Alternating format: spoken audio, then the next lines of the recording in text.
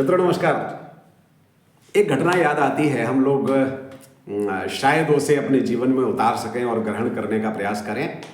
एक बार स्वामी विवेकानंद जी के गुरु रामकृष्ण परमहंस की इच्छा हुई कि विद्यासागर जी से मिला जाए। विद्यासागर जी अनाथ बच्चों के लिए स्कूल चलाते थे और उनकी सेवा में रत रहते थे और बहुत सादगी का पर्यायवाची थे विद्यासागर जी। तो एक बार उनकी इच्छा हुई कि उनसे भेंट की जाए, उनका नाम बहुत सुना है। और रामकृष्ण परमहंस भी बच्चे की तरह भोले थे। सादगी बहुत बड़ा आकर्षण का विषय होती है। उन्होंने मास्टर जी से कहा, तांगा आया, तांगा लेकर के दोनों जहां विद्यालय संचालित होता था वहां पहुंचे और वहां एक सेवक था, नौकर था। तो उसे कहा कि हमें विद्यासागर जी से मिलना है। तो बोले मैं उनको खबर कर देता हूं।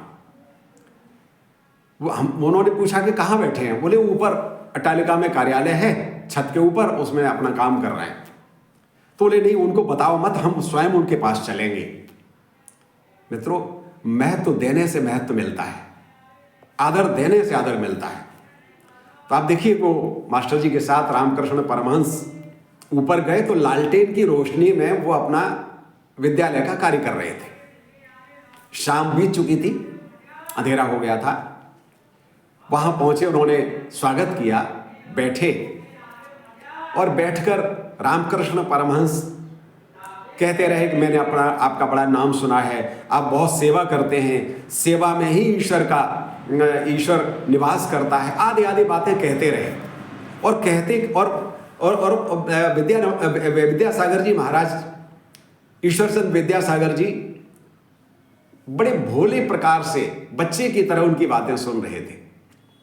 तो बाद में जब उन्होंने ध्यान दिया तो रामकृष्ण परमहंस बोले, अरे देखो मैं ही बोलता चला जा रहा हूं, आप कुछ बोले ही नहीं रहे हैं। बोले नहीं नहीं, आप बोलिए, मुझे बहुत अच्छा लग रहा है, मैं सुन रहा हूं आपकी बात।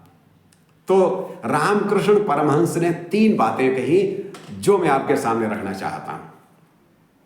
उन्होंने कहा कि देखिए, पूड़ी जब बेली जाती है, कच्चे आटे की पूड़ी बेली जाती है और जब वो पके हुए तेल में डाली जाती है तो छन छन छन छन की आवाज करती है।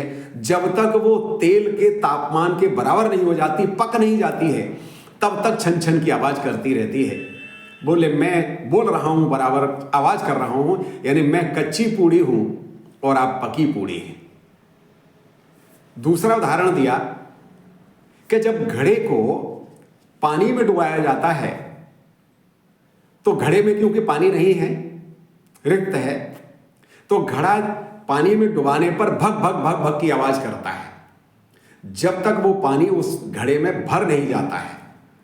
बोले मैं अभी खाली घड़ा हूं, इसलिए आवाज कर रहा हूं, बोल रहा हूं, और आप भरे हुए घड़े हैं, इसलिए शांत हैं।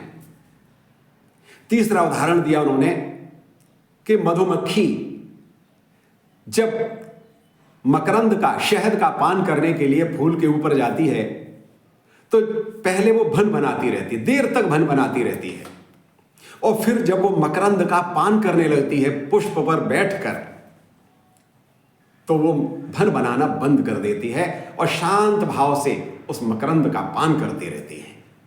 बोले मैं अभी भन बनाती मक्खी हूं और आप शांत भाव से समाज की सेवा में, सेवा के मकरंद का पान करने वाले हैं। ये 3 बातें उन्होंने कही, मुझे महत्वपूर्ण लगी, इसलिए मैंने आपके सामने पहुंचाई कि हम भन भनाती मक्खी नहीं, मकरंद का पान करती हुई मक्खी बने, क्योंकि तनाव बहुत है, भागदौड़ बहुत है। कच्ची पूड़ी नहीं, पकी पूड़ी हो जाएं। और खाली घड़े कब तक बने रहेंगे, कब तक आवाज करते रहेंगे? हमें मौन साधना की ओर चलना है, जहां आनंद की प्राप्ति होती है। बहुत बहुत धन्यवाद।